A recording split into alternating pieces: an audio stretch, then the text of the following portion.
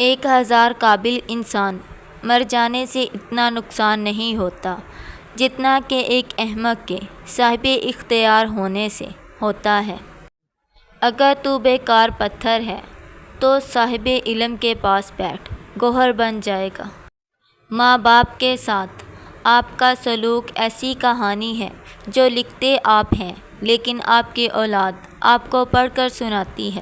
خبردار، بہت سے شیطان انسانوں کی شکل میں ہمارے ساتھ ہیں، بس ہر شخص کے ہاتھ میں ہاتھ نہیں دینا چاہیے۔ درویشوں کے علاوہ دنیا کے باقی لوگ بچوں کی مانند ہیں جو کہ دنیا کے کھیل میں مگن ہیں۔ اس دنیا میں کوئی خزانہ سانپ کے بغیر نہیں، کوئی پھول کانٹے کے بغیر نہیں، اور کوئی خوشی غم کے بغیر نہیں ہے۔ جبرائیل کی طاقت خوراک کی وجہ سے نہیں بلکہ اللہ تعالیٰ کے دیدار کی وجہ سے ہے۔ اگر ثابت قدم ہو تو راستے خود بخود نکلتے ہیں۔ زندگی میں بس اتنی دعا مانگ لینا، کوئی گھر ماں کے بغیر نہ ہو اور کوئی ماں گھر کے بغیر نہ ہو۔ اگر لوگ آپ کو اپنی زندگی سے نکال کر خوش ہیں تو دکھی آپ کو بھی نہیں ہونا چاہیے۔ لوگوں کی اکثریت آپ کے ساتھ مخلص نہیں ہوتی بلکہ اپنی ضرورت سے مخلص ہوتی ہے۔ ان کی ضرورت بدلنے سے ان کا اخلاص بدل جاتا ہے۔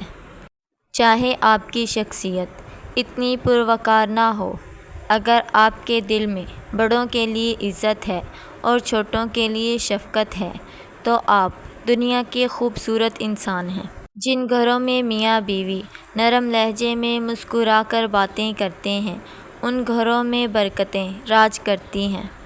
کھانا کپڑا بیوی کا حق ہے اور اس حق کو خوش دلی اور کشادگی کے ساتھ ادا کرنے کے لیے دوڑ دھوپ کرنا شوہر کا انتہائی خوشگوار فریضہ ہے۔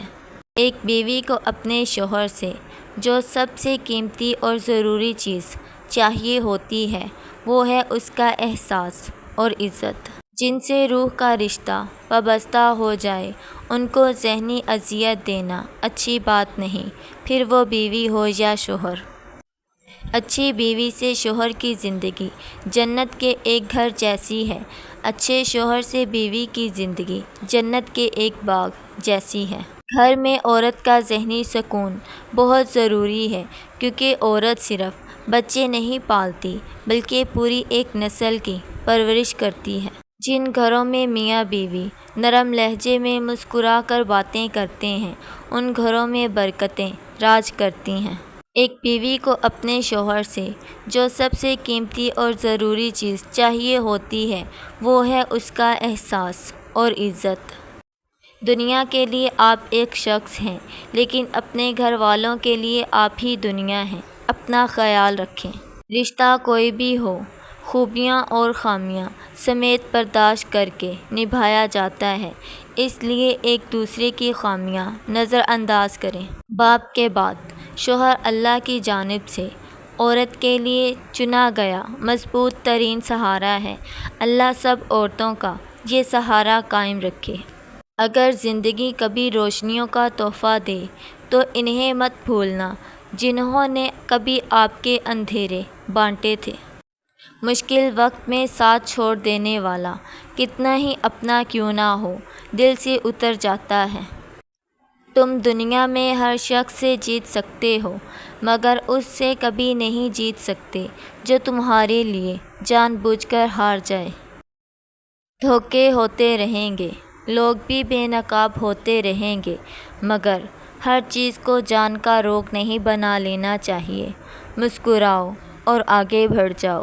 خوبصورت ہے اللہ پاک کا بنایا ہر شخص، مکمل اور خوبصورت خامی اور کمی ہمارے اخلاق اور رویوں میں ہے۔ محبت ڈھونڈنے والوں کو نہیں ملتی، محبت بانٹنے والوں کو ملتی ہے۔ اپنا ماضی، اپنا گریبان اور اپنا ضمیر سبق لینے کی بہترین جگہوں میں سے ایک ہے۔ خوبصورتی تو ختم اور تبدیل ہو جاتی ہے لیکن سیرت نہ تو ختم ہوتی ہے اور نہ ہی تبدیل۔ تعلیم جس کے اندر داخل ہوتی ہے وہ سادگی اختیار کرتا ہے، اور جس کے اوپر سے گزرتی ہے وہ ماڈرن بن جاتا ہے۔ زبان سے معاف کرنے میں وقت نہیں لگتا، مگر دل سے معاف کرنے میں عمریں بیت جاتی ہیں۔